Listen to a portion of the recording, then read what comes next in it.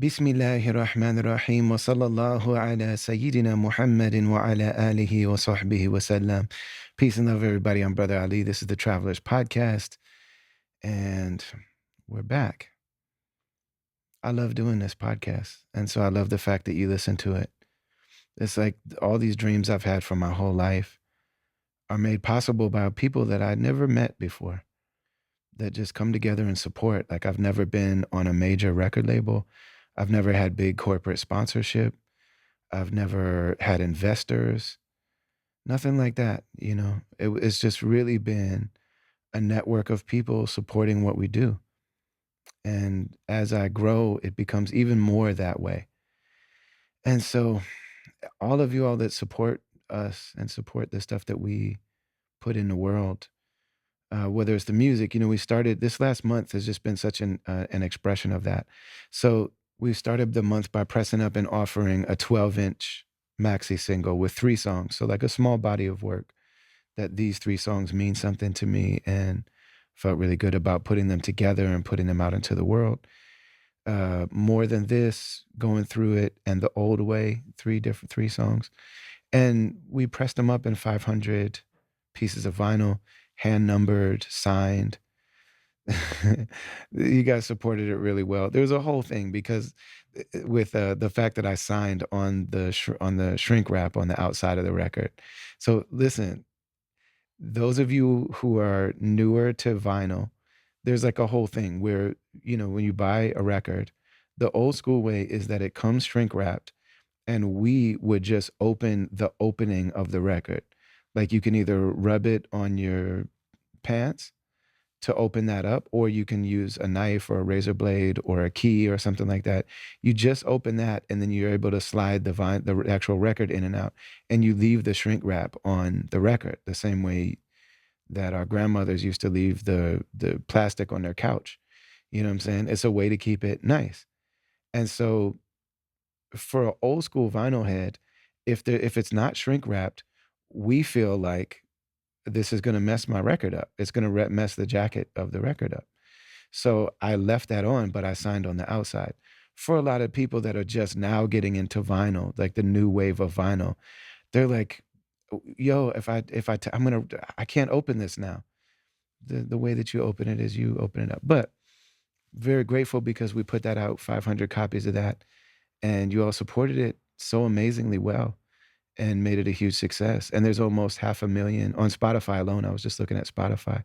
There's almost 500,000 plays already on that project. It really means a lot to me. And then we did 2 sold out shows in Minneapolis. If you listened 2 weeks ago, you heard the VIP session, question and answer from the VIP sessions in Minneapolis. We did a bunch of shows in the Midwest and on the East Coast. Really dope. I'm not sure how well they were promoted. In fact, I really get the sense that they weren't promoted very well. It's a really strange time to be doing this as a career, because everybody that wanted to tour for the last 2 years couldn't. So there's bands that tour all the time, and then there are artists that only tour sometimes. But nobody could tour at all for 2 years.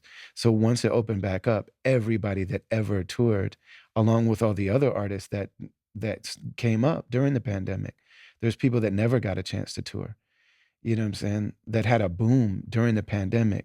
So like, shout out to Arm& Hammer. Like, those guys have been on tour, but as a crew, they had a boom during the pandemic. So now they're on tour. You know what I'm saying? There's a number of like people that came up during the pandemic, and so everybody's on tour right now. So venues and promoters are just and are just overloaded. Usually in a tour season, a promoter will have like 30 shows that they're promoting. Now they're having 90. There's like a show every day, and some promoters have multiple shows in multiple venues. Also, the people that go to shows, like y'all that go to shows, everybody's on tour right now. So like, there's a lot of competition at a time when there's not a lot of money. That people just don't have as much money. The dollar just doesn't stretch as far as it used to. So I understand, all of that. And so our turnouts in most places were down from what they normally would be. But what I did find, and that's frustrating, you know what I'm saying? It is frustrating. And it's important for you to know that for somebody like me that's completely independent, if we go through and you don't go to the show, like there are people that are always like, man, come to my specific little town. Or I didn't catch you last time you came to my city. I'll catch you next time. I mean, the truth is, if you don't come this time, there might not be a next time. That's a little extreme because I've been doing this for 20 years and they'll probably figure out another way to come back to your city. But the promoters next time are going to look at the turnout this time. And so if you're somebody that wants to see us perform, don't take for granted that we're just going to come all the time, you know. And it's one of the big struggles when you're an artist that's on tour and you announce your tour dates and people just complain to you about where you're not going. Cause it's like, yo, I tried really hard. Like, you know, this time Florida was really feeling it. Like we got a lot of messages from Florida. Trust me, we tried. There's limited venues, there's, you know, and I'm in year 20 of my career and I don't have hit records. You know what I'm saying? I have a loyal fan base that comes to these shows usually, you know what I'm saying? But we just weren't able to make it happen.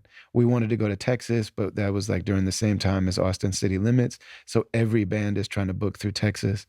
And we were getting really, it just wasn't looking good. So we try, but like if we're going anywhere near you, especially the fact that like I and historically lived most of my life on tour on the road. So like I'm away from my family. I'm coming to wherever I can go. Like wherever I can get a show booked, that's where I'm going. And for me now, I'm traveling from Istanbul. So I'm, you know, it's multiple days of me traveling to the States. And so if you want to see a show, you should come see it. Like if you want these shows to happen, you know, I'm not in a place where I feel like this is all going to go away, but it's also a place where the people who care about it, you have to actually really actively support because I'm competing with the other people's algorithm stuff. Like we all are, all of us that are still doing this, you know, professionally and as our main thing, like we're all competing. So I just say all that to say, if you want to come to a show and there's a show near you, you should really come to it. Don't just assume that there's going to be another one.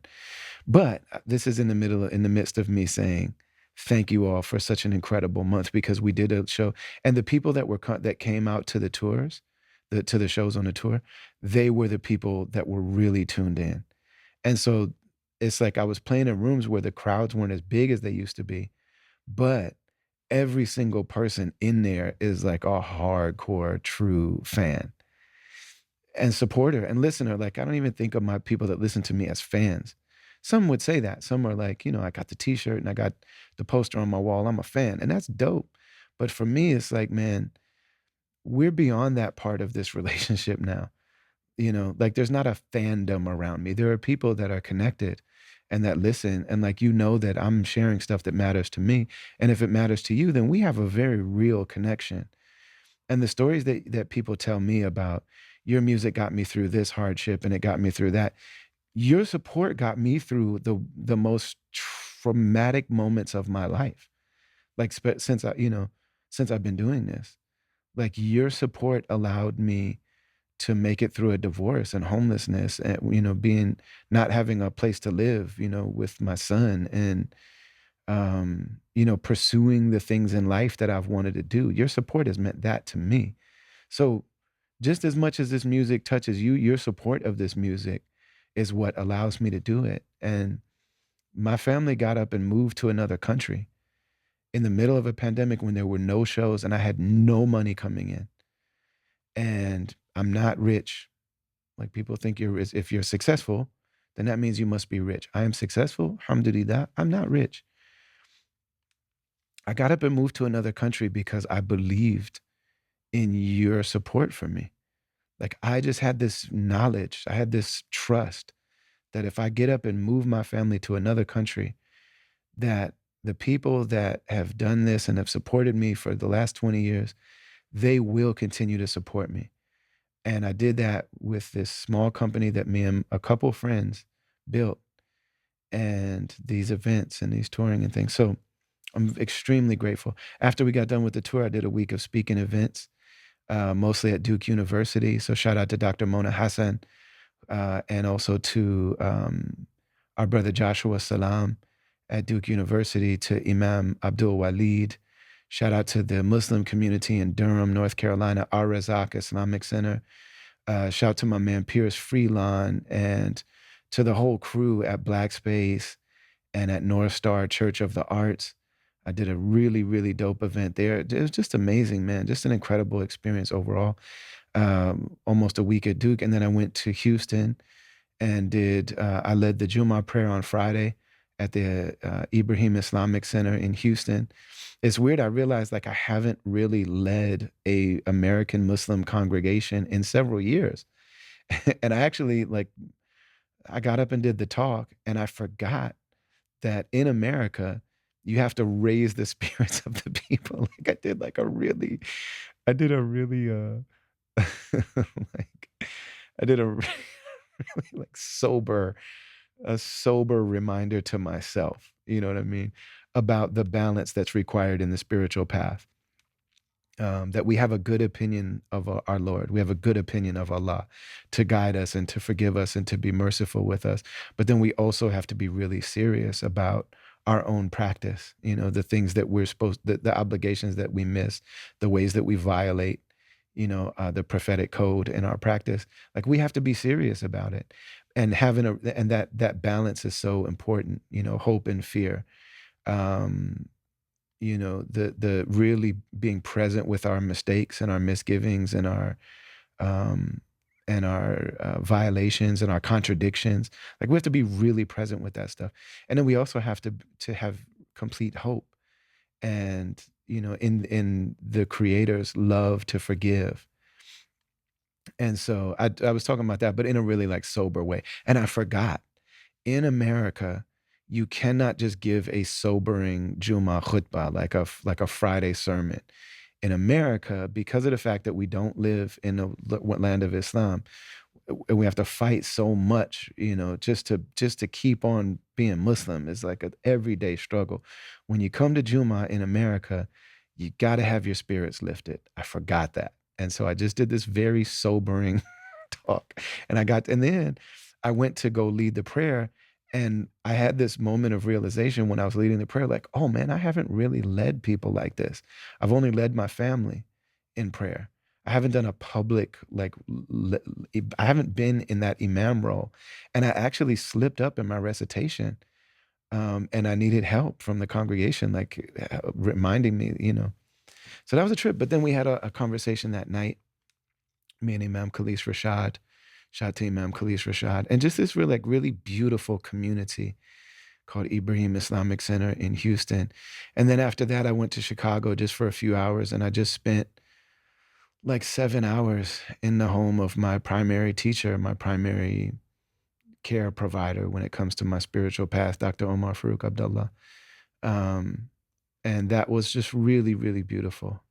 And then after that, I flew out the following morning. I stayed with my friend Mansour Panawala that you hear me shout out every day, every episode. Um, he was actually out of town, so I stayed in his home by myself, just missing him. You know what I mean? But also very grateful that I could stay at his crib. And whenever I go to the States, there's like a lot of I get a lot of, especially my wife and daughters, like, but me too. There's stuff that you can't get in America. I'm sorry, in Turkey, that you can't that we're used to in America. So usually wherever I'm going to end my trip, it's usually Minneapolis. So like usually there's like a big pile of Amazon packages at BK1's house in Minneapolis.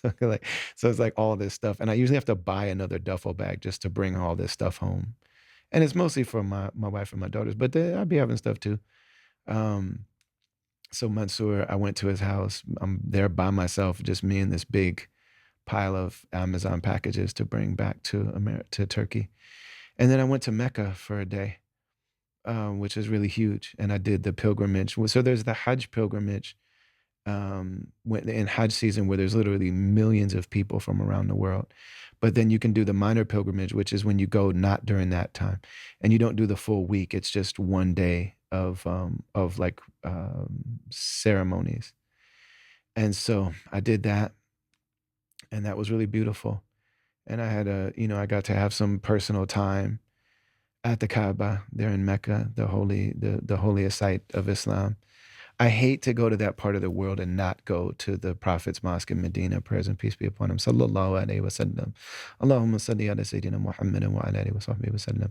I didn't get a chance to visit the Prophet Muhammad, peace be upon him. And I realized like that's not good. I don't want to go to that part of the world without going to Medina as well. But that's what I did. And I just landed back in Istanbul. So I'm sitting in my living room recording this. And this is longer than it usually is. So thank you for bearing with me. This episode of the podcast is dope. This is somebody that I think Brendan will probably leave it in, but Adrienne Maree Brown said that she wanted you all to know how persistent I've been in trying to get her on this show. I'll tell you I've always known about her work. Adrienne Maree Brown is an author. How do I describe her? She's an author. She's a thinker. She is an essayist. She's a novelist. She's an educator. She is a, a self-described pleasure activist. Um, yeah, just really amazing person. And so I've been aware of her and her work for a long time, and I've always had just a great deal of respect for her penmanship, but just her pen game. Like as a wordsmith, she's just so dope, and you'll hear me compliment her and talk to her about that. But then also, I really appreciate just on the level of like what I believe her intention to be on a heart level is so good. In a lot of ways, we have different framings of things on an intellectual level, on like an ideological level. So you've heard me say that the human being is a soul, and that's the connection with the divine. That's the breath of God. The human being is a heart, a human being is an intellect, and a human being is an ego. And we always have those things going on at all times, and everybody does. That's what I call the human condition. So everybody's got an ego.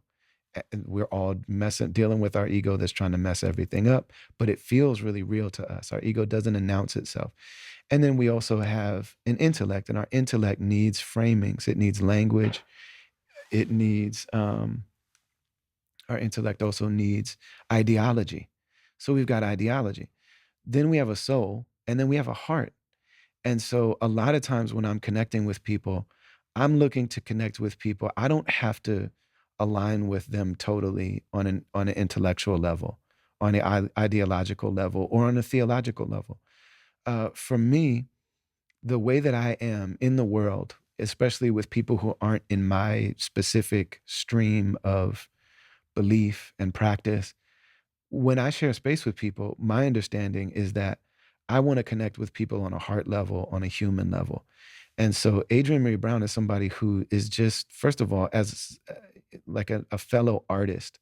And I told her, like, I view you as an MC. And I was curious to see how she'd relate to that. And she's like, that's a compliment. So I see her as somebody that works with words, and she's just dope.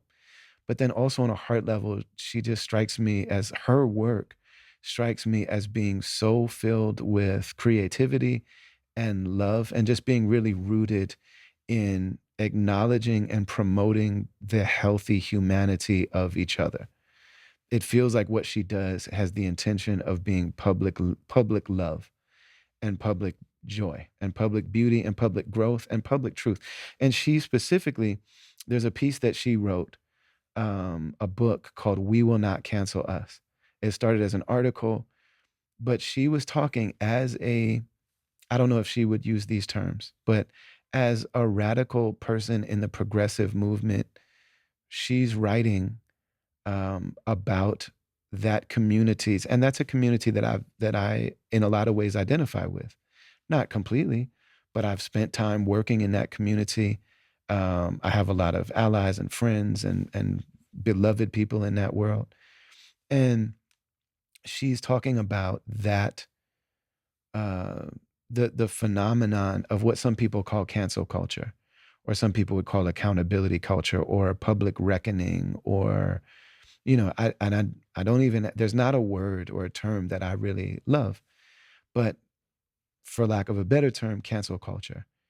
And she talks about people who are within what she calls movement. And she says that if we really are against policing, what we need to realize is that so much of the instincts that we have to chastise people, castigate people, push people out of our communities. So much of those instincts are rooted in the culture of policing that we come from, and of incarceration, and this really kind of like punitive culture that we are coming from. And her particular critique was really courageous, and it was really specific, and it was really pointed and poignant, and I felt loving. And I also want to give a special shout out to BK1 because I'm legally blind. I can't pick up a book and read it. It's going to be really difficult for me to do that. Even something that's so well written and riveting, like We Will Not Cancel Us. And so my man, Brendan, the producer of this podcast, BK1, actually, he really wanted to read that. He was excited to read it too.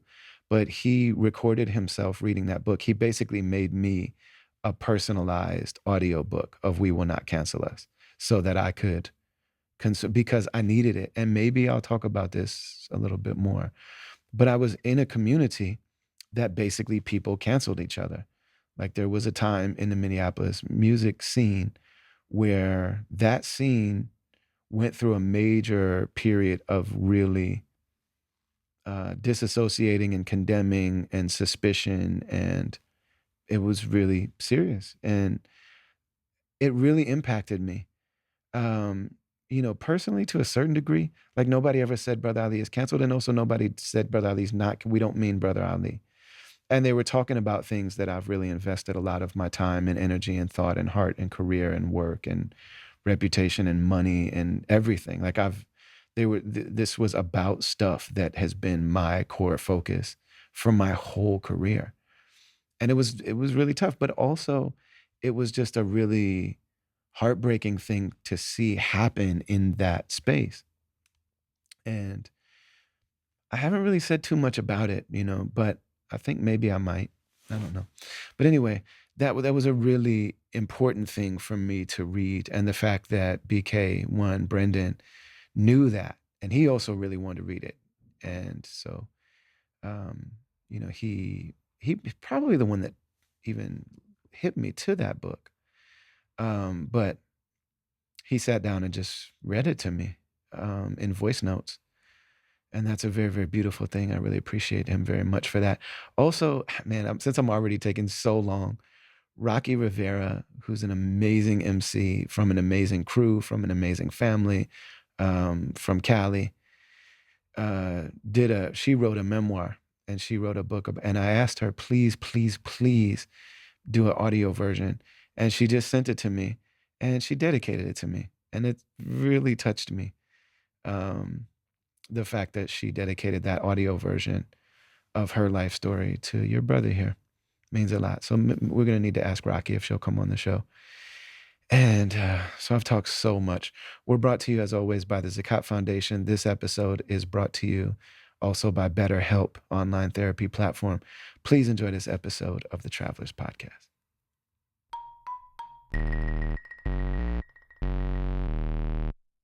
You are somebody that I respect profoundly for a lot of reasons. And I think the one that I would like to start with is just how incredibly mighty and precise your pen game is. Like Oh, just your use of the English language is it's very precise, and it's very unique, and it's very human, and you're able to you do not rely on the nomenclature of the kind of like community around the work that you do. Like it's mm, very unique. It's these are your own words and your own way of addressing things. And so they're very accurate, but they're also packed with so much feeling. Like the thank you. word choices that you have are really, and as an MC, as somebody that works Yeah. in words, I just want to start by saying that to you, and really ask you, what's your relationship with words and with language? Mm.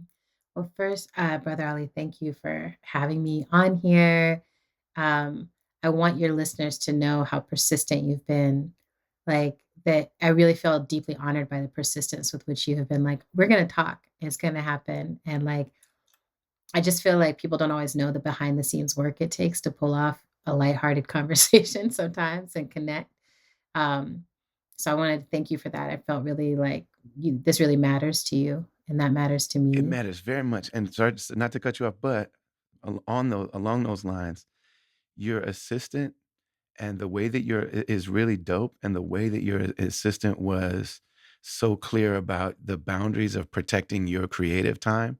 Yes. The fact that that was just named, and I just me and Brendan just love the fact that those boundaries were clear like that, Oh, that they were good. just presented like, "This is what it is. This This is is what what we it do." is.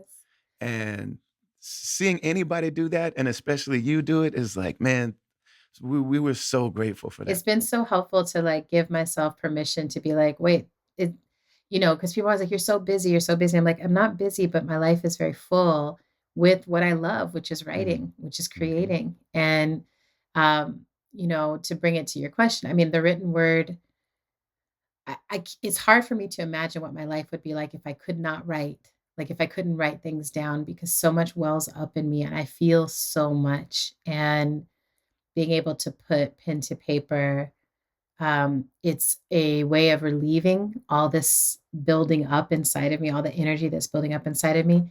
I often use the metaphor of volcanoes with mm. kids to be like, when you're feeling a lot, you have to find ways to seep the lava out, healthy ways to just like let that energy flow out, or else you're going to blow. And I often feel that way, that I'm like, the writing is a way to kind of maintain the energy, harness the energy, put it to good use so that it doesn't explode me, because sometimes it does feel like I'm going to be overwhelmed by all that there is to feel in a life. And especially once you start to be more intentional about being aware, like I want to know what's happening in the world. I want to know what's happening inside of myself. I want to know what's happening in all of my relationships, and I want to understand, how do I fit into this big picture of our species trying to find a place on this planet, right? Mm, A new way of being. mhm. I'm also really into writing because I love the idea of being able to reach a lot more people, like to be in conversation. Like I feel like writing is so intimate, like you're by yourself, really tuned in, turned inward, and trying to tell the truth. But then it goes to people, like I know there are people who read my work that I'll never meet. Um, and we're in an intimate conversation that might really shift something for them or share something very personal with them from my own life. And the times when people reflect back to me, oh, this thing you wrote was exactly where I was. It was exactly what I was going through. Like those, I think other people do it in different ways, but for me, writing is the way that I feel most seen and known. And I hope it changes the world. Like, is I also think it's the weapon with which I'm wielding my little revolutionary stand. Yeah. Yep. Well, I'm hoping along with you that it changes the world. Yeah. In reading your words and also hearing you speak them, and there's such a connection between the way that you write and the way that you speak Mm. that really bears witness to, it's really evidence of how natural and organic and true, that like this is coming from a deep well of truth within you, that the Yeah. way that it shows up on the page when I hear you speak. And again, I was watching a video, um Mm. it was you and some other speakers that were all speaking about a particular subject. And I don't say this to diss anybody, but I come from communities where like we share. So I've been in the activist organizing world, and I'm also a religious person. So I also come from a Yes. religious community, and the Yeah. the the similarities between those two communities are so amazing. They Yeah, both people don't feel want to like, admit it. oh my goodness. I wrote a song the other day. I It's said all organizing. the holy woke and the crazy religious. I roll with both, and I still don't Mhm. see the major difference. Like Exactly, they're so exactly. similar, and developing certain words that we just go to as Mhm. shortcuts can be really helpful because they convey big conversations and big very quickly. It's a good Yeah. shorthand, but also a lot of times once we have those, a lot of us stop engaging them on a Yes. really visceral level. But and then Yes. also the speech patterns. Everyone on this video had the same speech patterns, and you did not. Ah. Like it was like even the way that you speak these words. Mhm. One of the things that I'm wondering is when you write them, Mhm. Do you go back and rewrite? Is there a big Yeah, editing what's the process, process? or were they Mhm. just born and then this is the baby? Well, it's a mixture, and it depends on the form. So usually if I write a song or a poem, it's kind of coming straight, like it comes out whole or it comes out like as it is. I'm learning. I'm working on a musical ritual with other people and I'm learning what it means to edit edit at a musical level or edit at a poetic level. Like, oh, this like we were just in this process and it was like this whole verse can go and let's write another piece for here. And I was like, oh, that could just go. Like, where does it go? Like, that's a necessary part. But for editing for the like larger form, like the essays, for years I would just write it like as I felt it. And then as people started paying attention, I realized that I could be more precise and that I needed to be more precise. I needed to think always like both what is it that I need to express and how do I do that as honestly as possible, but also who do I want to reach with this? Mm, And one of the things I'm always trying to pay attention to is there's a bunch of people who already think the same way that I think. mhm. And I don't need to tell them more about what we all already agree on. Even though um, it's really yummy to do, it's even it's though it's fun in the delightful moment. to, I mean, if Right. I do want to do that, it's like, okay, let's gather, like-minded people and we can just riff amongst ourselves. To me, when I'm with like-minded people, I want the work to be let's push ourselves further. Let's push ourselves to have more integrity or more rigor or we will not cancel us as a book that was written for people who think like me, Mhm. right? And it's like we're in movement. We already have decided we're abolitionists. We've already decided these things. Now we need to up our standards for how we're practicing non-punitive ways of being inside of movement. So that was a more internal text. And so when people read it from outside of movement, if they get it, if they don't get it, I feel less tied to everyone outside of movement understanding it because it feels like a more internal text. With that particular text. With that particular text, with most of my text, the reverse is true. That I'm like, I know all of my folks, we agree that we love the earth. We agree that we believe in justice. We agree. Um, how do I write this so that I often think of like a revolutionary parent being able to be like, what's something I could give my kid who's feeling like, ugh, I'm not into all that, or it doesn't all quite add up. And I want to be able to be like, take a breath. It actually isn't that complicated. It's not beyond what you can comprehend. And to really reach people who might also share some of these beliefs, but are trying to traverse the world as it is, right? Mhm. So, because I feel like that's often the pushback is people are like, okay, that's a nice idealistic what worldview, Right. but I'm out here trying to survive capitalism. And Yeah. so where do I stand? And I'm like, yeah, your role is just as important as anyone else's, and maybe more so. Those people who are willing and able or their life necessitates them being in contact with those who have not necessarily awakened to that there's an alternative possibility or have not awakened to the fact that their choices help shape and determine the world. Mhm. That's who I'm really interested in. I'm like, Yeah. oh, you don't even know yet. And once you know, I'm not in control of what happens, but once you know, you begin to become a player in this, Yeah. you know? And Yeah. I'm really interested in like people who can sense that things are not fair, becoming players and shaping something else. A lot of people are, it's not this necessarily thing of whether someone is in that world or out of it, but Mhm. even the people that consider ourselves to be part of that, Yeah. growing faction of the community that we still need to be encouraged, educated, and we still need there's still so much more for us to consider. There's still so much to Nonstop. think about. And in Yeah. all of those things, the way that you present them is so deeply rooted in love and understanding and compassion and empathy and just in humanity and our shared humanity. Yes. That's really what makes me feel like this is a the person that is bringing these words to the world. Like this is coming from a part of you that feels extremely vulnerable because Yes. it would be safer to just use the already agreed upon language and positions and things like that. But there's a very serious exploration of self going on here. And people use the word interrogate, and I Mhm. understand it on one level, but I don't always think that it applies all the time.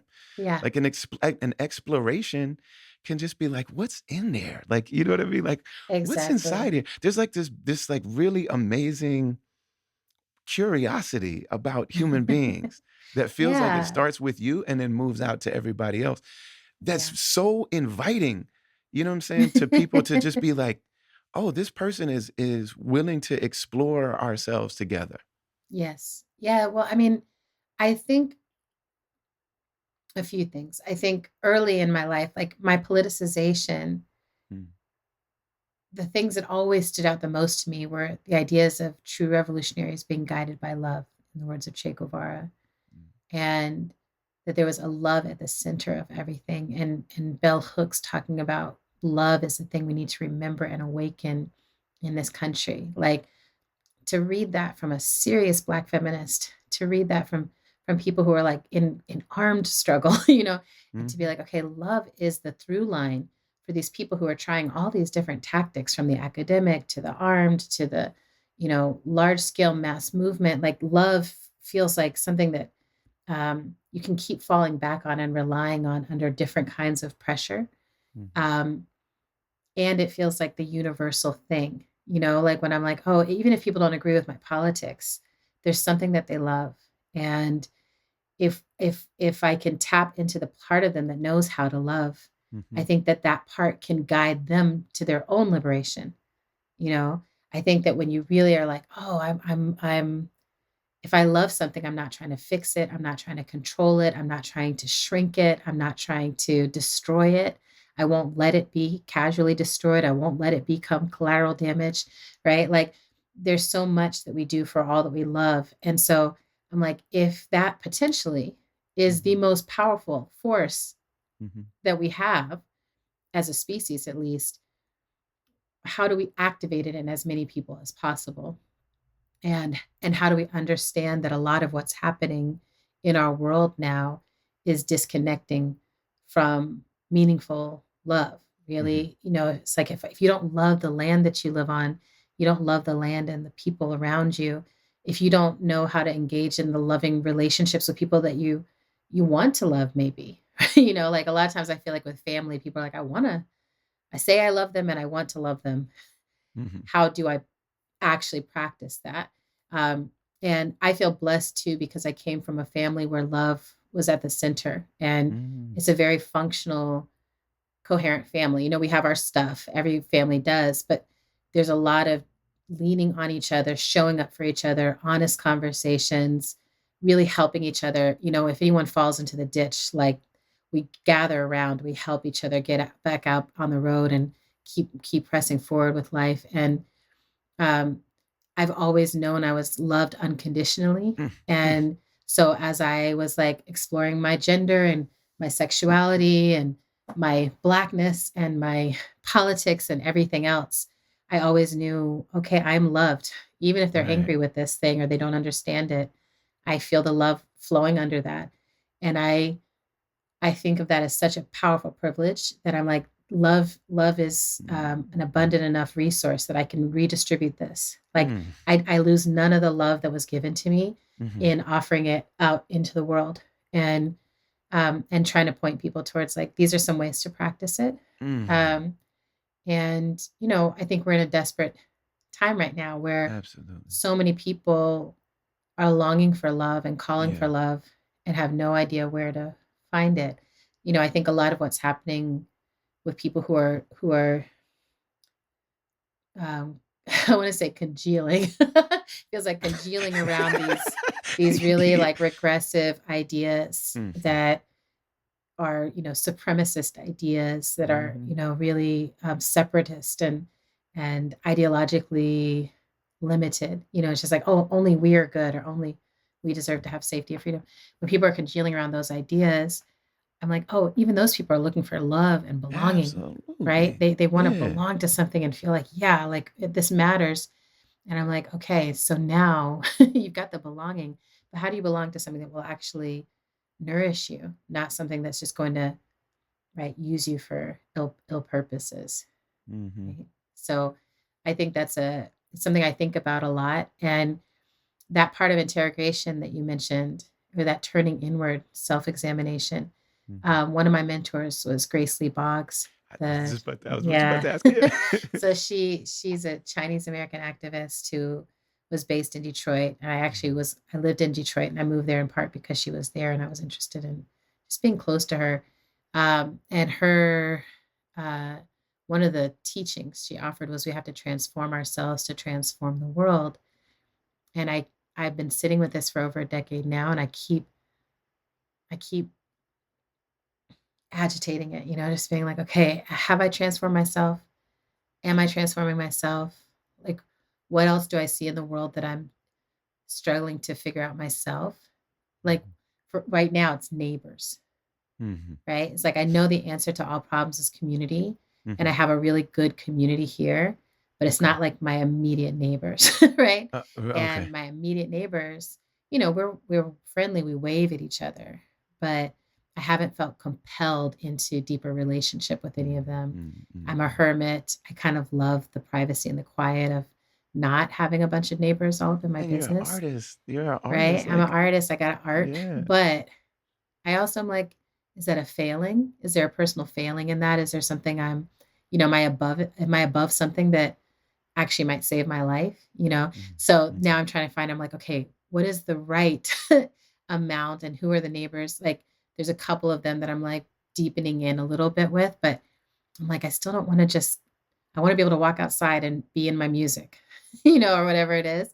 So, these are, I think of them as Octavia Butler problems. I'm like, how do you be a hermit who's Mhm. also still deeply connected to community enough that you can survive? you know? Yeah. Yeah.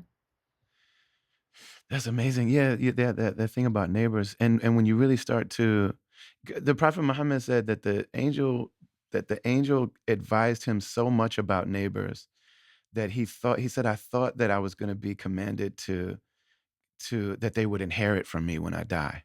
Yeah. Like, that's how close I was instructed to be and to tell us that and talking about the people in your household have first right to us, and then the Yes. people that live directly next to us, and then literally as it goes out from hut to hut, house Yes. to house, that's the extension.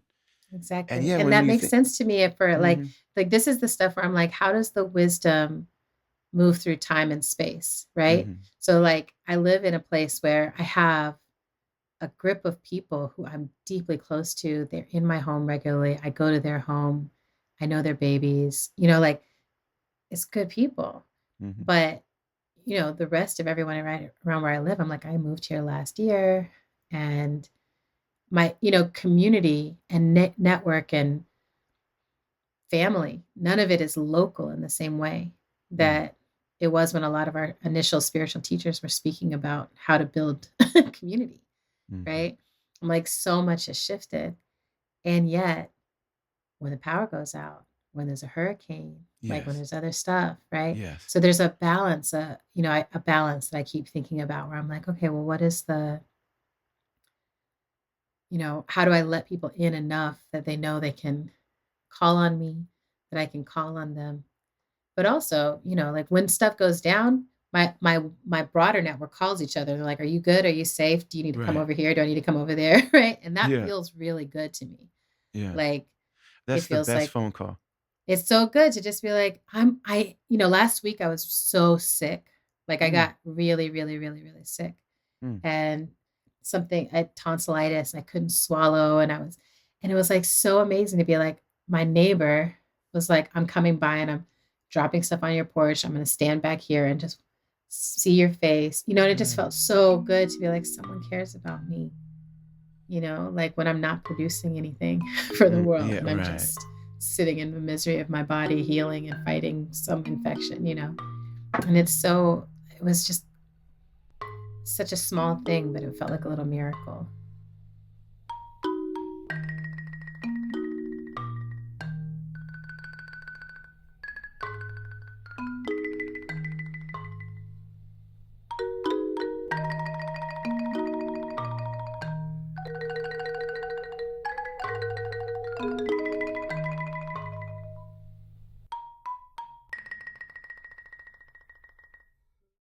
If you're a regular here, you know that we've been sponsored from day one by the Zakat Foundation, and that's something that we're really proud of. It's something we feel really good about. Zakat Foundation is a global humanitarian organization, but they don't operate like a big corporation in a lot of ways.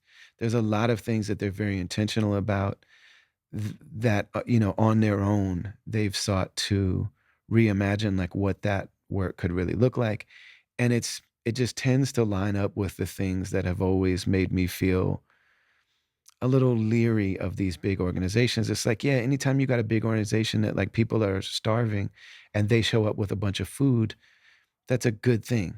When people are starving, like they just need food. When people need first aid stuff, then somebody shows up with a bunch of first aid stuff. It's like, yeah, they needed that thing. And I've been in those situations. I've been in situations where, you know, if it wasn't for some organization, me and my family would not have furniture in our house. I've been in a place where if it wasn't for some church or some organization feeding people, I would have gone hungry. My family would have gone hungry, or I would have had to, it was a strain, and those people came and helped.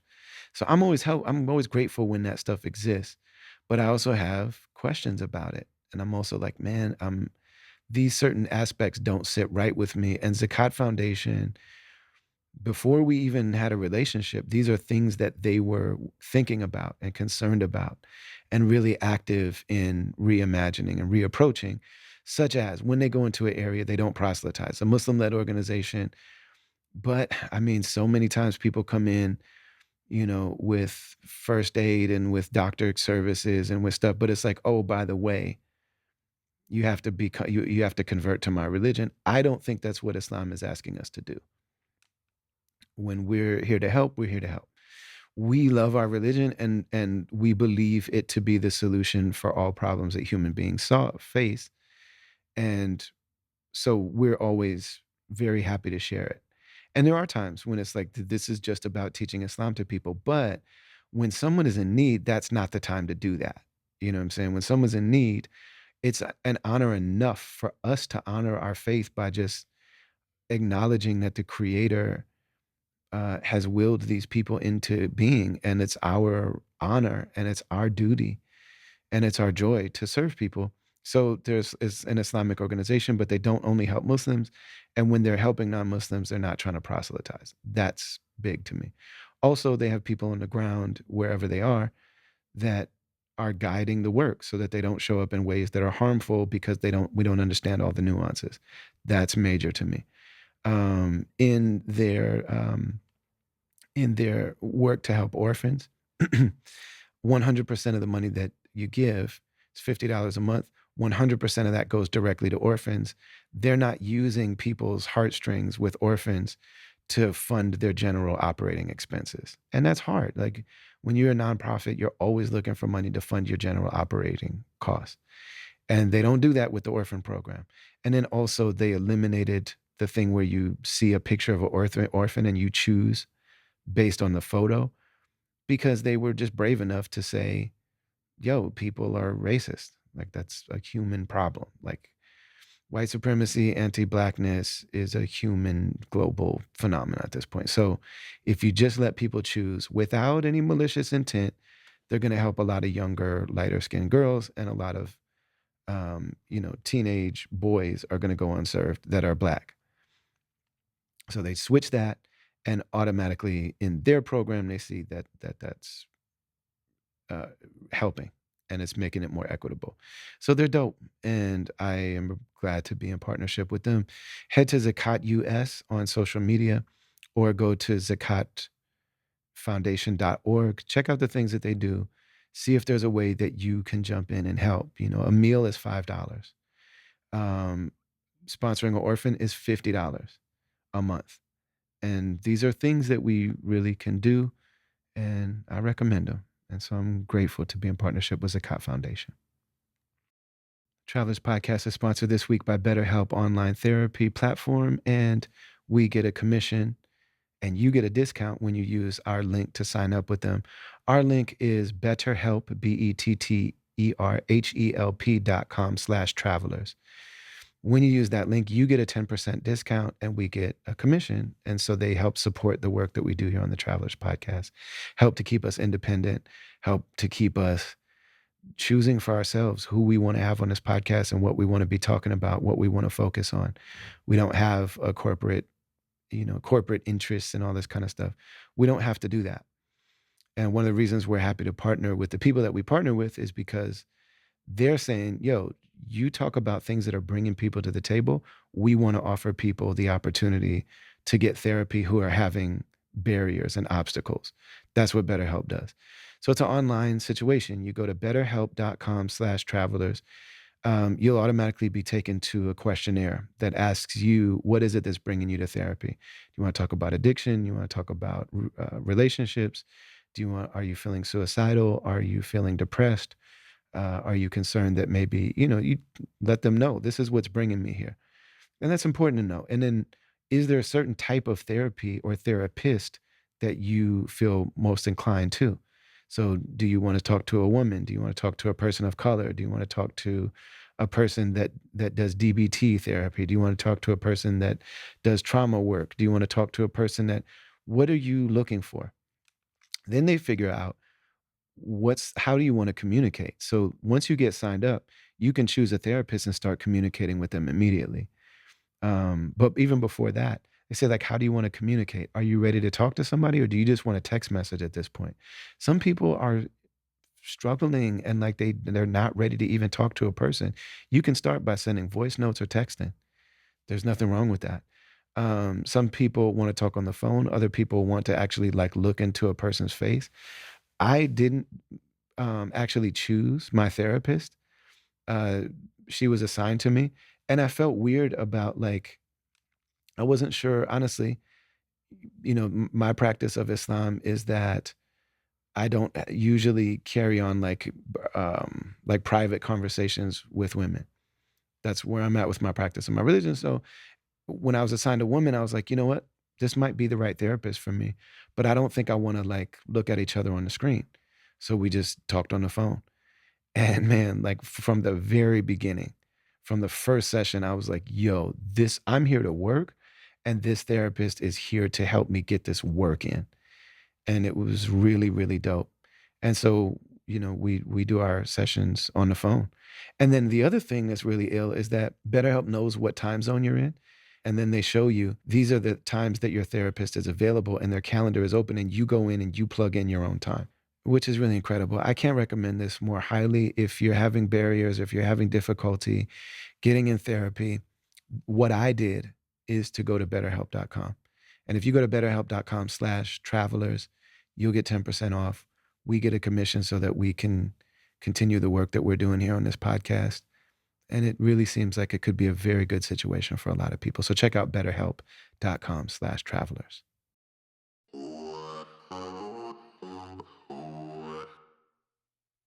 I'm really fascinated by by your relationship with Grace Lee Boggs, Oh, yeah. because I feel like that's a piece that's so important. And I know that she was just one of many Yeah. probably people but to really inherit from elders and be with them physically, so that we're there with them, not only when they're on stage or when they're in their, what people would assume are their genius moments, where they're in front of everybody and they're giving us Yeah. the new revelations that they've discovered.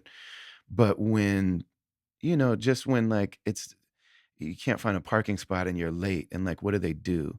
Or like if you do something that irritates them, and how do they respond? Or Oh if my you like goodness, really mess yes. up and you know that they know it, you know what I'm saying? And like Yes. and then also seeing them with maybe their peers, and like Mhm. the way that their peers irritate, agitate, challenge, Mhm. Treat them frustrate like one a human another. being. Yeah. Like one of my teachers, I have these two like elder teachers. One of them called me because he knows that I'm really close to this other one. He said, can I have his phone number? I haven't talked to him in a long time. And I know they go back to the 70s together. Yeah. So I asked the other teacher, I said, so and so is asking for your number. And he said, perhaps we'll wait to give him my new phone number. I was like, oh, okay. I see You're what like, this "Don't is. just give that out." No, that's Yeah. precious. And I'm like, man, so Yeah. so and so doesn't get to have your number, and you just start to learn. And that opened a whole new door of Yeah. what do you do when this is somebody that's been in community with somebody for almost 50 years. What do you do when we're in the same struggle together, but we irritate each other? We don't always like each other. Oh, yeah. I You mean, know, I love it. Like, Grace, I mean, I learned a lot from her, both what to do and what not to do. And mhm. one of the things Grace, Grace, when her comrades passed away, would write scathing critiques of people, that she was like, I want to publish this critique of this person or that person, or whatever. And, I was always like, that's fine. Like, you had your critique and you had your critique. Y'all had this critique of each other for 50 years. Maybe the day that they passed is not the day to publish that or whatever it Ouch. is, but that's not how she rolled, right? Okay. And of course it was hilarious because then when she died, of course, people posted their critiques of her or whatever. And it's just a practice I don't engage in, right? Like, it's not my way. Right. But I'm like, there's some people who that's their way and they really get a lot from being like, I'm the one who sees through the emperor's clothes or whatever it is, on that day. Mm, mhm, And yet, the thing I loved about it was the fact that it was like Grace was a human being.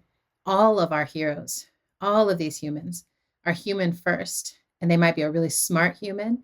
They might be an impactful human. They might be someone really wise, mm, but they're still human. And Grace was remarkably human. Like, mm, I loved going to be with her in part because I always knew she would not fake it wanting to be together. Like, she was like so excited when I would show up, and when it was time to go, she was like, "Okay, I'm gonna go lay down now, or I feel like reading now," or whatever it was, and it was just so clear. mhm, And I've learned that from her, and I do that with people now. Where I'm just like, okay, like, I'm let's spend a good hour together, and then I'm gonna get back to creating and doing other things and using my mind for whatever it needs to be used for. Um, but I loved that boundary practice of hers, and I was like, I'm not gonna wait till I'm in my 90s to do clear mm, boundaries. I'm gonna go ahead and do it now. And then when people do frustrate me, or when I do disagree with people, I really do like to be upfront with people or engage it. You know, mhm, um, if there's a way that I'm like, oh, I could engage this in a way that could shape the conversation or shape the dialogue, I do. If it's something where I'm like, oh, that's your whole belief system, baby, like, run with it. I don't know for sure that I'm right. I have a strong sense about a lot of the things that I move with that I'm like, I think at minimum, I think I'm onto the right questions that a human should be asking in this period of human history. I think I've got the questions, like, but I don't know that I have all the answers. And there's some answers that I know I'm missing, like in a major, major way. And I feel like that's what we're all up to. So I really am like, if there's other people moving along other tendencies or other pathways or other spiritual journeys or all of it, I'm like, let's try it all. Let's throw everything at the wall because there's so much unknown. There's probably space for more answers than just a one answer, a singular answer to it all. And that gives me some peace. mm. You're so rooted in the experience of elders Mm, and being with them, but not just human elders, like, you really are very connected to the ultimate elder of nature and the yes, universe. And you're also so conversant with and so present with and like the loving relationship that you have with nature because of how fascinated you are and what a student you are and how much meaning you're able to derive from observing nature. I also I believe I've read that you identify as a witch, I do. and so I wonder if you could share with me and with us Yeah. about just what that Means to you. relationship means to you and how it Yeah. works, and it's one of the Yeah. things I that I mean, love so much about your approach. oh, thank you. Well, for a long time growing up, I thought witches were bad. I was just like, witch, no, that's not a good thing. And then as I got older, what I learned was that the women who have been called witches throughout history Mm, were doing a lot of the same things that I felt naturally called to do. So, mm, one is listening to nature, paying attention to the cycles of nature, paying mhm, attention to the moon, paying mhm, attention to the weather, paying attention to where the planets are. And this idea that we are in this massive system of planets that all of it is interconnected and it's forces that pull on each other and impact each other. I- that just seems very, that makes a lot of sense to me, right? I'm Mhm. like, I know what it's like to live on this planet and feel all the forces at play, the energetic, the wind, the water. Like, I'm just like, of course that continues out into the universe. Um, and then this idea of understanding herbs and understanding what is good medicine for us, and Mhm. understanding what happens when you set your intentions on things, and what happens when your attention is on something and you think of yourself as like, I could change this circumstance in some way. What, how could I do that? So all of that was witchy stuff. And then I was a doula, which is also like, Mhm. there's periods of history where people, midwives and doulas, have been seen as witchy women. There's often an overlap. And so then it's also like rebellious women, women who Mhm. are like, I'm not necessarily going to get married. I'm going to go live in a cabin in the woods. I'm going to go be free from patriarchy. I'm going to go be free from these systems you tell me I have to rely on. I'm going to rely on the woods. I'm going to trust Mhm. the animals. All of that has really captured my attention. And what I found was I have a lot of power. So there's also something about figuring out, like, how do I harness all this power? Because the systems that I grew up in tell me I don't have the power, or Right. that whatever power I have doesn't matter, Mhm. but I can feel it coursing through me. And I can tell what happens when I enter a room with a clear intention. I change that room. Yes. And so when you start to be like, well, how do I harness this? And how do I, you know, humble myself to the fact that, like, the power is there whether I choose to opt in or not opt Mm, in. mm, And if mm, I mm. don't opt into it, it can be misused by others. Mhm. It can be misused inside myself. It can cause me great stress. I can be obsessive about things that I think I can't change. Mm. But if I harness it on the good days, on the good days when I'm able to be like, oh, wait, of course I have this power and I'm not alone in it. I think we all have some power that flows through us. What am I going to do to harness my power? And all my witchy practices are really about harnessing that power, right? I'm like, let me pull the tarot and see where my energy should flow today. Let me go outside and put my feet in the dirt and say thank you to the earth and see if she needs any of my attention today. Mm. Um, and let me like, where can I use my power to bring attention. So this past couple weeks it's been like, oh, there's these women protesting in Iran, and I can help bring attention to what they're doing by bringing my attention to them, you know? And I think we all have that power, right? Like, I think a lot of people can be witching on the internet, and just helping move attention to places where it's like there's a struggle for sovereignty, there's a struggle for freedom, there's a struggle for against systems that I'm aligned with, right? That's the other thing is I really think about the mycelial network of our struggles, that it's Mm. like, actually, there's so many concurrent struggles and they look different in different places because of the conditions in those places. But Mm. fundamentally, it's saying all of us deserve to be fully expressed, fully in our whole humanity, be able to Mm. explore the complexities of who we actually are Mhm. and be safe and be sustained and nourished and have a home during that, during life, right? Um, Have a and physical home and a spiritual home and a physical heart home, a home spiritual home, in the in familial, like a place where it's like, I know, and I should be able to know Mhm. that my family and I can make decisions to stay alive and stay safe, and that we can have access to what we need. And so now we live in a society that's so far from that, Mhm. that so many people are in social precarity, economic precarity, food precarity, right? Mhm. And or actual, like, there's a war unfolding again, these cycles of war unfold, Mhm. and it feels very related to me. So I try to find the common aspect of that, right? That I'm like, oh, I live in the belly of a beast that is causing a lot of these problems. Mhm. How can I use the force of my life to counterbalance that?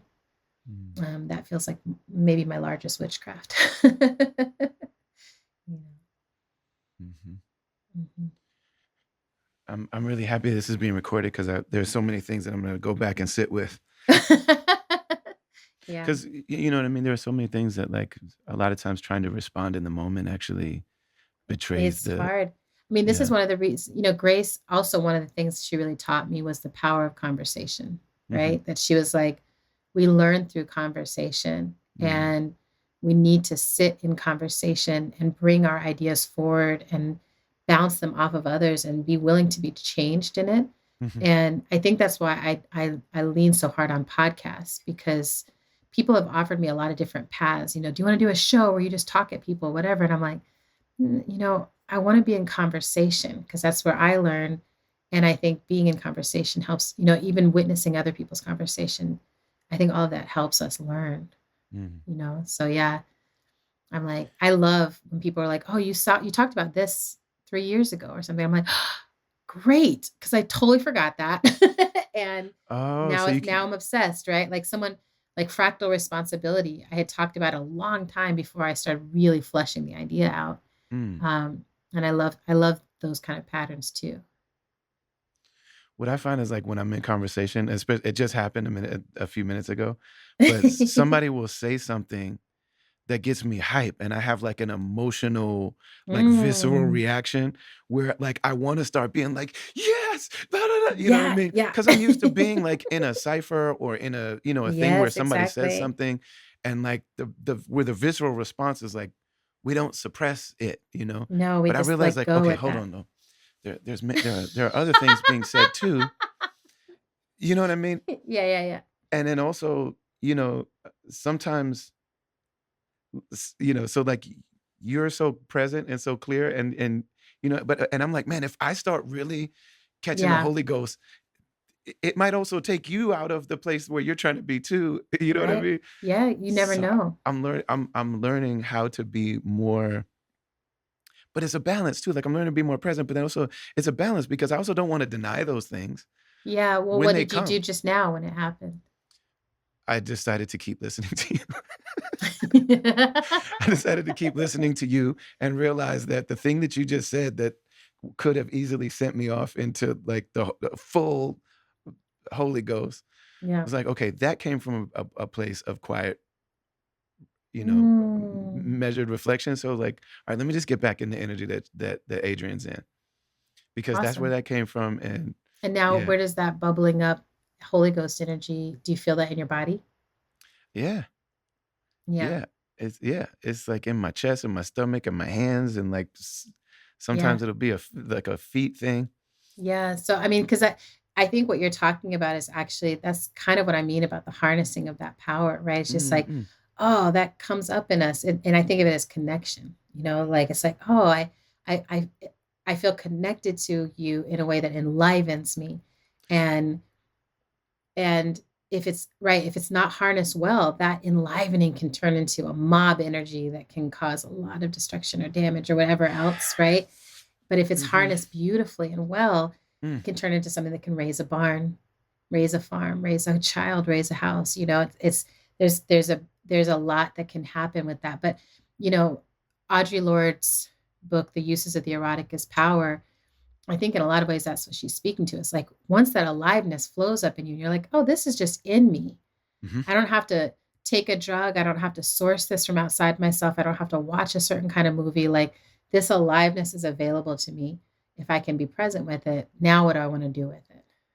You know? And I also recognize when I'm having those moments of, like, you know what I mean? Like ecstasy, it makes me realize, like, "Oh, I'm sitting with one of my educators," because for you, this is Mm. ground that you're able to speak about it in this, as a traveler that, you know what I mean? Like, I've Oh been on yeah, this yeah. road. I've traveled this road, and so I can explain Yes. it to you. But for me, it's new. You know what I mean? Something about it Yes, is new or exactly. affirming, you know? And then I I love also that. notice too when I start feeling it in my body like that, that's usually one thing. When I start feeling something in my head and my stomach, it's like, Yeah, "Oh, man, I'm being challenged here, and my that's ego great. doesn't like it." And you know what I mean? I'm trying to constrict and guard against it, and Yep, yep, yep. That's good. yeah. That's all what I call somatic data or embodied Mhm. data, right? It's Mm. like your body is constantly communicating to you about what you like and don't like, which I think actually ties into what you need and don't need, and then Mhm. what we need and don't need. There's layers of it, but I love that the body is always communicating. That really helps me when I'm like, I feel restless, and I'm like, okay, well, what? is my body telling me about this moment then? Am I done with this moment? Or do I just need to shift? Yesterday, I gave myself a wandering day, um, where I was just like, I'm not gonna, someone asked me, what are you gonna do today? I don't know. I'm gonna wander. I'm gonna see what the day provides to me. Mm, And I have a couple of standing things that happen on Sunday, like a family call and then a spiritual community I'm a part of. But then after that, I was like, okay, what do I want to do now? And I was like, I'm going to take a book out in the backyard and lay in my hammock and read. And I did that. And then I could feel when that was done. And I was like, okay, my feet are cold. Now what do I want to do? I still want to read, but I want to change to comic books and I want to go inside. And it was just like, okay, great. Now what I want to do? And I was like, I feel like watching an episode of Survivor. I never watched Survivor, which is so weird for me because I'm such a Survivor uh, oriented like I'm really interested in survival, but I've never right. really watched the show. And I heard a rumor that a black woman won one of these recent seasons. So I'm trying to watch the season and just see what happened, right? So I put it on, I watched like half of it. I'm like, no, this isn't holding me. I don't feel like being in the TV. Mm, So I was like, okay, great, turn it off. Now what do you want to do? I want to listen to this podcast. It was just like this day of like, what is drawing to me? And at the end of the day, I was like, oh, you didn't write all day. And I was like, that's okay. Um, I put a lot of content into the soil. I'll write tomorrow. And mm, probably some of all this wandering stuff is going to come back out remixed and reformulated. And right. It was a yeah. beautiful thing, though, to just be like, the impulse was in me. It was very clear the next thing I wanted to do if I just got quiet and asked. Yeah, and it's such a wonderful part of having community and elders and just other people that we look up to Yeah, just give permission for stuff like that. that's right. Because the culture, if you can call it that, the society that we live in, or the norms that we are exposed to, this, like, the idea of productivity is like, if words show up on a page, that's productivity, and if they Yes. don't, then you just wasted your time. Yeah. But like, where do those words come from? Right. Like I remember I had a writer, I guess she was my journalism teacher in high school, Susan Culbertson, I think was her name. Anyway, she was my journalism teacher in like the 10th, 11th, and 12th grade. Mhm. And she was like, well, you have to live a life. And then you Mhm. write, based on a life you lived, but you got to live a life. Right. And it was like always so clear that she's like, you can tell when someone's not living a life and they're trying to write Mm. and they don't have anything to write about. You got to live a life. Even Emily Dickinson was living a life. It was a quiet little life in her house, but she was fully living it, feeling everything. And you can feel that on the page. So you have to live your life. And I think about that often when I'm like feeling like, am I procrastinating or am I living my life? Right? Am Mhm. I am I am I doing enough for justice? All the time, this is my question. Am I doing enough for justice Mhm. by living a life? Mhm. Right? And living a life that is pointing people in a certain direction and trying to learn as much as I can about moving in that direction. But is it enough? Mm. Is it ever okay to rest? My friends tease me because I do fake rest. I'm Fake. like, I'm going on vacation. Oh. And then I come back with a book, like I'm like, I Right. drafted a book. And they're like, so that's not a vacation. That's not Right. actually, you didn't rest. And like last week when I got sick, I had to actually just lay down and Man. I could not do anything but just be like, I hurt. Oh, I hurt. I hurt, And I Mm. was like, oh, fuck, I'm not doing anything. This Mhm. is weird. I'm not doing anything. And it felt so unproductive and so awful to me. But I was like, okay, I need to sit with this because this is what my meditation practice is trying to get me to do. So Mm. even when I'm meditating, part of my brain is trying to map out another piece or do something. And I have to be like, can you calm down? I'm trying to meditate, Right. you know? So Yeah, like, this meditation is bringing me to something that I think I could write that I think may be helpful to people that's, that are in it. the struggle. I'm just like, Oh, yeah. oh, that rhymes. And I'm like, girl, be Yes. Yeah, quiet. yeah, yeah. Oh Go my god. just Stuff that rhymes. My lord. stuff that rhymes. The other day, I'm doing this is gonna be strangely personal, but the other day, Good. I'm doing, like, new, exercises, right? Yeah. Because one of the things that my trainer is talking to me about, I live in Istanbul, Turkey, and Yes. I got this, like, Muslim men and Turkish men are, like, so lovey-dovey with each other, Yeah. you know what I mean? So there's times where I'll be working out and he'll be like, "How do you feel? How's your so and so, so and so, so and so?" And he's this big, like muscly motorcycle riding, tatted up, like secular Turk brother. Yeah. And sometimes I'll just be like, "All right, I'm seeing stars a little bit, but like I something's telling me keep going." And he'll like hold my face in both his hands. "Dear brother, rest is part of working. You have to breathe." Da, da, da, you know what I mean? But he's like I love holding my that. face, and it feels like he's Yes. about to kiss me, and you know what I'm saying? Yes. And that's just part of. So anyway, he like hits me on my butt all the time. He's like, "We have to activate the glutes." That's right. Well, and you So do need to activate the glutes. Like you're really not absolutely, your body's not gonna function if the glutes not popping. you know, You know? you know. So I'm sitting there like doing this weird ass like bridge thing where like I'm on my shoulders, but like I'm lifting my butt up. I got my Oh, feet, yeah, yeah, and yeah. I'm like trying to push my feet forward so I don't start using my legs instead. And I'm Yep. thinking, activate the glutes to pass it to captivate the troops. I'm like thinking up rhymes Look, in my head. Activate the look. You and Meg the Stallion have a collaboration coming activate the glutes to captivate the troops. to captivate the troops. And like that, if that's not what Lizzo and Meg the Stallion are up to, like Meg the Stallion is like twerking, talking about my body, my choice. Hmm, man, maybe I should Next show, you could do the same. just be like trust me, nobody wants to see that. Nobody will feel empowered. Nobody will just be like, "Oh my god, I can never unsee what I You just." don't know yet. You Yeah. don't know, actually. That's the reality. You don't know what would happen. Oh man.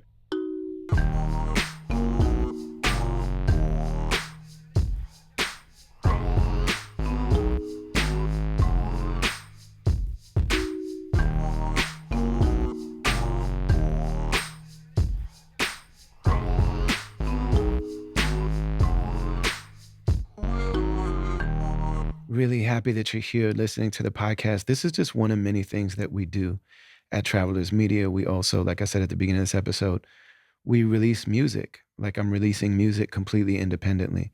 We've had a number of releases since we've been doing this. And a lot of times we do small batches of really specialized collectible vinyl just for the people that are listening right now. And it really matters to me that at this phase and stage of my career that I'm able to offer just what's in my heart and I don't feel any pressure from anybody else. But what that requires is a real solid, reliable connection between me and you. So if you follow us on social media, if you've been following us on YouTube, if you've been following us in those places, that's dope. I love that. But increasingly so, it's like the more and more these platforms are shaping and constructing an algorithm that's making a situation where they're choosing what you see, not you. So you can follow me, but based on all kind of stuff that I don't have control over and you don't really even have control over, they're going to start deciding whether or not you see our content. They've been really, every time I log on to social media, they're like, "Hey, you just ask people to subscribe to your social media." Like, no, I don't want to do that, dude. I just don't. That's corny.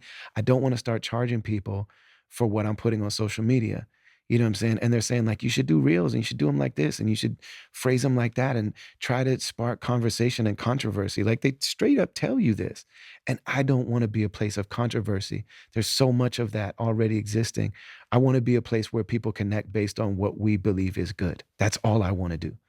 Like I want to just connect based on goodness and based on sharing the human experience. So sometimes it can be pain and sorrow and sadness and trauma and struggle. And there might be anger, but it's like, I'm not here to make people argue so that on my social media so that we can drive traffic. I'm not doing that.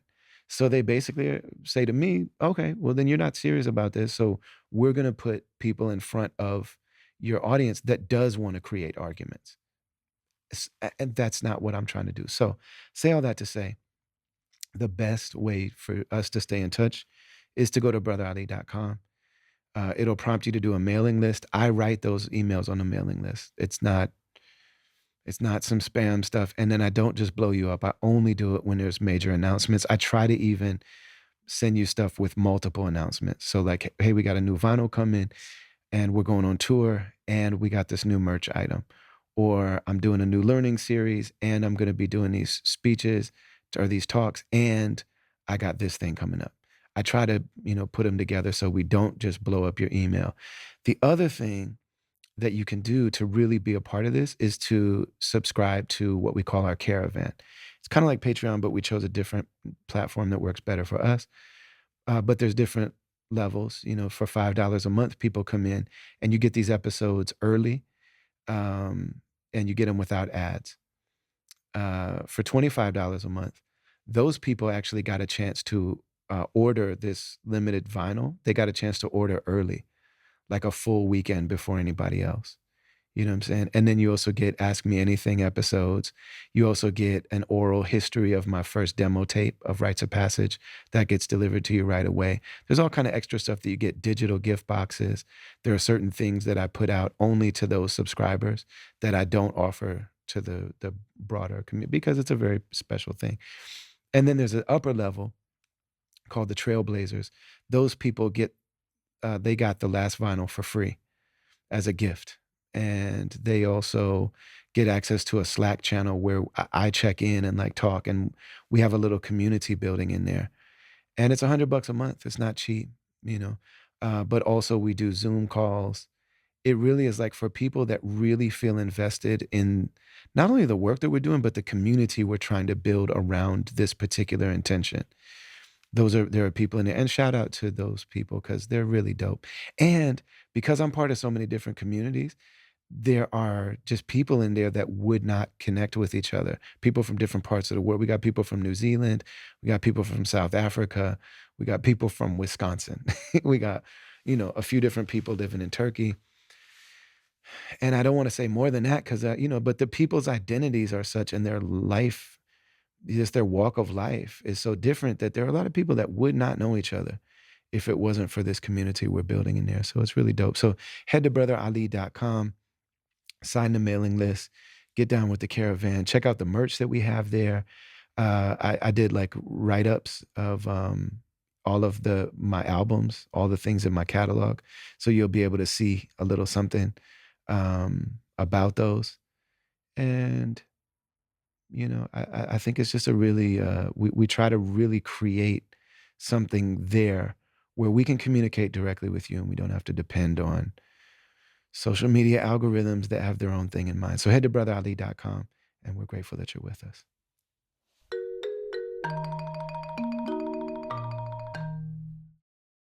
Thank you for sharing Audre Lorde with me. I wasn't aware of Audre Lorde's work. Oh, And really? yeah, and That I makes mean, me I'd heard happy. her name, but I definitely went and looked up, Like the deeper dive. Yeah, yeah, because of she's her. one of those people too who she's a gift who keeps on giving. Hmm, Um, I'm really excited. My friend Alexis Pauline Gums is working on a new biography of Audre Lorde, dope. and I'm really excited to see what she brings forward because everything I've ever read, there's just more and more. Audre lived a very engaged and present life, Mm, and she wrote very intimately about each phase of it, like from mm, her young wandering and making mistakes and falling in love and becoming queer to like when she had cancer and was battling cancer and mm, what that taught her, and everything in between. So she's someone who I'm like, go down that path and you won't regret it. mm. Hmm. Amazing. So the I can't help but like look at you as an MC because that's the Thank community that I you. come from. And so there's a period where an artist has so much to share that Yeah. they start creating space for others to do that. Yeah. And what I feel like we're seeing you do is start to encourage and help other Yes. writers to express themselves and to do it in an independent way that's meaningful. Yeah. And so I wonder if you could share some of like what's up with that and what's the intention and how are you going about it and what's it been like for you? Yeah. I mean, I definitely feel it's funny. I hit this stride. There was a period where I was like, I think I've got a book in me. I think I've got a book in me. I think I've got a book in me. And finally, I was like, I got the first book done. I did the first anthology with Walida Marisha, also at MC, in her way, um, with for Octavia's Brood. And then when I finished Emergent Strategy, something clicked in my head where I was like, Mm. I think in books now. Like I can, when I think of an idea, like I can see like what a book around that idea would look like. And sometimes it's a book that I write, and sometimes it's a book that's in partnership with others. So I think the first step was starting to be like, oh, I'll do more of these anthologies or these books that feel like a conversation, like pleasure activism. I wanted it to feel like you're in a conversation with a lot of people who've been pushing this territory during this Mm. time, Mm. some of whom have divergent perspectives. And I wanted it to all kind of be in that space. Mhm. Holding change is also like that, where it's like I've written some bookends, but there's a conversation in the middle between all these other Black feminist facilitators. But then I was like, I also just know other people who I want to see writing books. And I started doing a little book doula work on the side. Like when I knew someone and I knew their voice, and I was just like, this would be so good for the world if you Book wrote a doula book, work. you know? So could you, like you've got the whole book in you. That's what Mhm. the doula always knows is like the birthing parent has all the things they need. You just have to Yes. really encourage them to listen and feel for it. Uh-huh. So the book doula is the same. Like you have this book lives in you. It doesn't live outside of you. It only lives in you. Uh-huh. And what do we need to move out of the way so that you can release it out Uh-huh. from you? And Uh-huh. then that led to this idea of doing a series with AK Press, who I publish with, and we call it the Emergent Strategy series. My book and pleasure activism and all that was already part of the series, but I was like, what do it look like to just invite more people? It's all invitation only. It's people that I know, like I trust their work. I've seen how they're pursuing their scholarship and what they're thinking, what they're creating. Mhm. And now I think there's there's three books that are out in the world on the series. So Alexis Pauline Gumbs Undrowned, Susan Raffo, Liberated to the Bone, and then Begin the World Over by Kung Lee, Sun. And then several more are on the way. So there's going to be a book on abolition and emergent strategy from Andrea Ritchie. And then Alexis DeVoe has written this outstanding, game changing text. It's a fiction, it's parables called the Jesus Devil Parables. And so I just keep finding people where I'm like, something about what you're writing feels deeply connected to us paying attention to our own nature, the nature that's moving in the world around us, and getting in right relationship with change. Like there's something about what you're up to. And now this crew of writers, Kung Lee has actually been really helpful at creating these writing times. So once a week, everyone gets together to write concurrently with each other.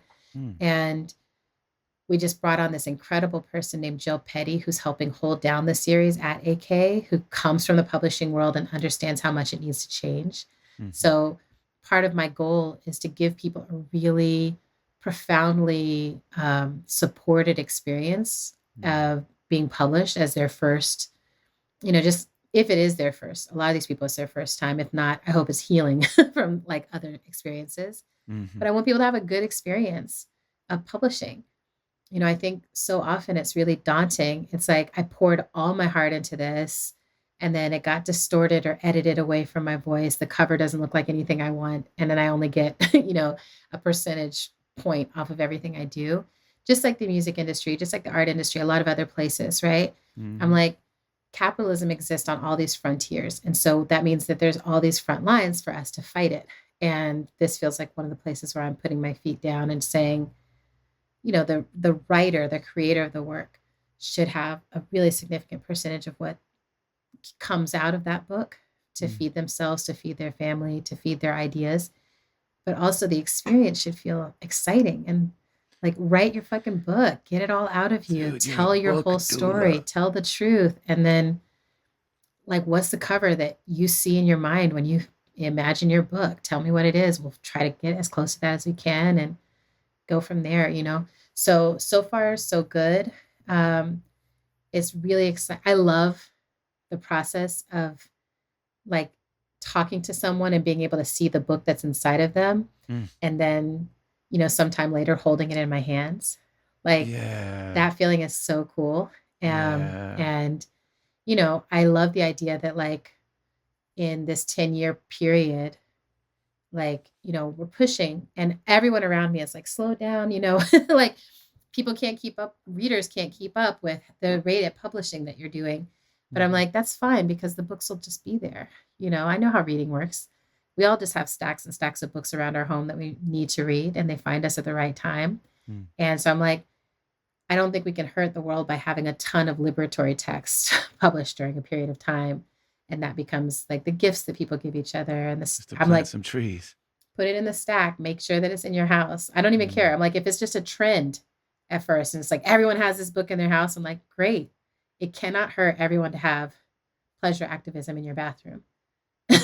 you know, like it Mhm. it helps. And then you never know who comes across it and people read it. And I hear from so many people who are just now discovering emergent strategy and it's been out for 5 years. Mhm. And I love that. I'm like, I hope part of the reason you put something in a book as opposed to just telling a friend is that you want it to reach as many people over the course of time and beyond your lifetime.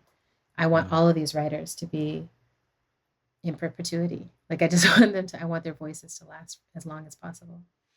And I'm aware that we're getting to the end of time. I want to respect your time. I'm really so just grateful for you sharing your time and your thoughts and your reflection and your because it's more than it's like you're traveling as a human as a vessel and what you've gleaned along the way. Um, Thank you. One of the things I want to make sure to ask though about is Oh that, and yeah. one of the things that I admire so much is like your just loving gangster bravery of talking about we will not cancel us. hmm Because I do know what it's like to be celebrated by a group of people and realize that like part of the reason you're listening to me is because I need to share something with you that I know you haven't considered yet that's not going to be yummy to you. You don't want to hear it. Yeah. And Yeah. when I did it, I was talking to the white guys that listen to me. And it's like, I'm about to talk to you in the area that you hate being talked about, that you most Yes. viscerally react to people. That I'm saying, like, I've had, people, dudes, I'm in the military. When I get home from Afghanistan, I'm knocking you the fuck out. I'm Eeh. coming to your show. I know you hang out at your shows, and I'm just telling you right now. I've been told exactly when that's going to happen. You know what I'm saying? And I know it's because, like, I knew that that would be part of the reality. Yeah. You just out of a loving desire to do it, decided that you would speak to the most cantankerous element of the community that celebrates you because of the fact that, and this is my observation, so correct, Okay. Yeah, yeah, feeling yeah. correct, No, I'm but it like, yeah, seems that's like what it this is, but like we're here to transform, to be transformed, and to really activate a type of loving together, holistic space together. And we are starting to and we're continuing to you know emulate ideas that we've been given that are part of what we're fighting. The fact that exactly. we have been raised in the environment that we're trying to fix, the fact that all the things we say about society are also the societies that we've grown up in, they Yeah. show up in us. It's inevitable. And here's one of them, and pointing it out. And then also, in your doing so, you were not shut off or shut down or like tuning out the responses, some of the responses that people had for you. You're like, no, there's a lot that I can learn from your response. Yes. You know what I Yes. mean? So the initial article or articles that you wrote or statements that you made are not what the book is. Yeah. And then now, even since, or the booklet, or that Yeah, yeah. production, but then also there are new articles coming that like I'm continuing to work on this. I'm continuing to sit with it. Yeah. That's just something that I respect so profoundly because it really is testament to the deep love and the willingness to exhibit some real sacrifice in the Mm, pursuit of that love for yeah. what's for the truest virtues in life and for the people that you work with and for. Thank you. What's what do you think is the and so much of what you're great at is language. What's a way that we can address this phenomenon of people expressing their disapproval online? Yeah. I mean, one of the things that has seemed helpful, when the book first came out, there was controversy around it. And um, and what's been very interesting to me is I've had people follow up with me and be like, "Oh, I read it and it's not what I expected it to be Mm, and it's helpful." Or I read it and I'm going through something and it's doing what I needed to do. So a lot, like, it's designed to be a tool. Like, I want people to read it with others and talk about it. Just talk about it. Just consider there might be another way. Like, mm, I think that helps so much when people start to talk and be like, yeah, I do feel kind of like in order to be a part of the group, I have to participate in this online culture of arguing with strangers, bullying people you don't know, mass projection, mass punishment. Um, and I'm like, it doesn't go with our values. So, but I think there's something about like, sit down and ask yourself what it is you value. Sit down and think this through as part of where we will not cancel us came from for me was like, we can't afford to lose people. right. Like, movement is already small enough, Mhm, and it's gotten too insular and too inward facing if we think that we can afford to lose people this way. mhm, And it's anytime there's a contradiction, my heart goes, ooh, what is that contradiction? Because humans are contradictory beings. But when it comes to creating a movement where with one hand, we're inviting people to come into a world that will not be punitive, where we believe abolition is possible. We're mm, saying you don't even need those prisons because we will figure out other ways to have justice with each other. mhm. And then in the same breath, almost being like, oh, but not you. You fucked up too bad and you never get to come around here anymore, blah, blah, blah. And I'm like, Right. woo, woo, woo. Okay, something about that's not going to add up long term. And it's not that we have to have a perfect logic, Mm, because I think the kind of logic that we often want when it comes to justice is one that requires a practice that we have not had time to put in yet. Right. So mhm, it's like, I want to be able to promise people that transformative justice works. I can't, because we have to practice it a ton, and it doesn't have a clean, neat, like, woo, woo, woo, that worked. Right. In the way that for some communities, I think they feel, oh, it works if this bad person is just removed from my community and right. now they're in prison. I never have to see them again. But I'm like, that person doesn't cease to exist. They don't cease to learn. They don't cease to have experiences, and they don't cease to be actually a presence or absence in your own community, right? And who All of holds this them and fallout heals them happens. now? Exactly. What So hope do they have now to be exactly. And healed? I have like family members who were locked up. I have people in my life who have gone through tons of punitive Mm, circumstances. And for none of them was it like, oh, that liberated me, that gave me something. I have had people go through transformative justice experiences that were hard, but they were like, I felt clear. I felt held. I felt seen. I felt like my concerns were really heard. I felt like I received a real apology, a real accountability. So, I often say I think we're very, very early days in this mhm, practice. And I think it's going to be interesting to see, some of these systems that are already falling and will continue to fall, like patriarchy, like capitalism, like white supremacy. As these fall, our need to be able to provide a justice that works in our communities will grow, right? Because we no longer have these super systems that are just based in punishment and just based in domination. We have to be in collaborative relationships with each other in order to survive this next phase of human history, right? Like mm, that, I think people already can tell that by looking at the climate disasters and stuff that's happening. It's like the government in the US, at least, the government's not going to come have your back. You're going to get COVID-19 if you just go by what the government says. You're going to die. It's We don't care. You're going to get locked up. We're not going to mhm, provide health care. You're not going to get rescued. So I think communities are starting to really recognize, like, okay, survival is something that happens at the level of community. mhm, So how do I get in right relationship here? And or how do I figure out the boundaries? Like, there's such a huge difference between setting a clear boundary and disposing of someone. And I feel like that's something that we actually need to get really good at. mm. It's hard. I hate setting boundaries still. I really hate the process of having to be like, you don't get to be in my life, or we have to not talk, or whatever it is. And every time I do it, I can feel like my friend Prentice Hemphill says boundaries are the distance at which I can love you and myself simultaneously. Ghost, Holy Ghost, Holy Ghost, Holy Ghost. right? And I'm like, I can feel how much I can love this person because I have set a boundary at which I feel safe and they honor it. Because I can love And you from a so, distance. yes, right? Like I have racist family, transphobic family that I'm like, I can love you from this far away, Mm. right? Mm-hmm. Now, my parents are about to move down south. I'm going to have to come back in contact with a lot of people that I haven't seen maybe in over a decade.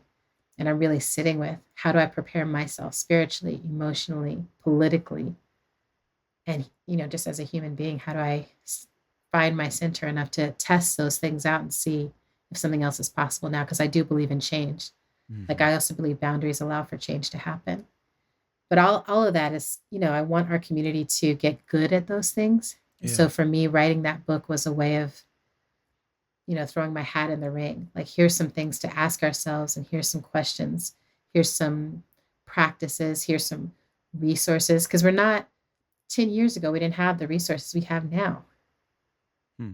You know, there's Beyond Survival, anthology about transformative justice. We have Mia Mingus's work on building a pod and how to give a good apology. We have Fumbling Towards Repair from Miriam Kaba and Shira Hassan. Hmm. There's Miriam Kaba has written tons of books about abolition, and we do this till we free us. Yeah. There's just so many resources now that people can turn to and be like, how do I practice a community accountability circle? Like, Mm. there's a book for that. Mm-hmm. So yeah, hopefully it's a field of text and practices and thinking and experiments that grow our capacity. Man, I couldn't appreciate and admire somebody more. Like just Thank you so much. the intention that I feel, like the intention and just Mhm. your willingness to sacrifice and be honest and work and just be true. Just your work just is really, really informative and inspirational. Thank you so And much, Brother yeah, thank Ali. you so much for your time and for Yeah, I really your enjoy this input. conversation. If I didn't have another one to run to, we could stay and talk for hours, but We I could do really, it as really many more appreciate times as it, your assistant will allow. you know. And thanks for doing this too. I feel like thanks for spreading the word, spreading the conversation, and continuing your own creative and artistic practices at these intersections. Like we're all doing the work. So If you ever have advice for me or critique or anything like that, if you ever see me, you know, or if there's ever anything that I could ever do to be of service, like I would get on a plane to come cut your grass or what. thank you so Really, much. I because like appreciate that. I've benefited so much, so much of what you have contributed has been really, really. I've wondered like, am I completely crazy? And then there are certain things that you've said that's just like, maybe, but I'm not alone. Maybe, but in a good way. In a good Right, way. right, right. Well, Yeah. thank you so much. I really Thank you so appreciate much. you and keep shining the light. Yes, indeed. Peace until next time. Bye. Bye.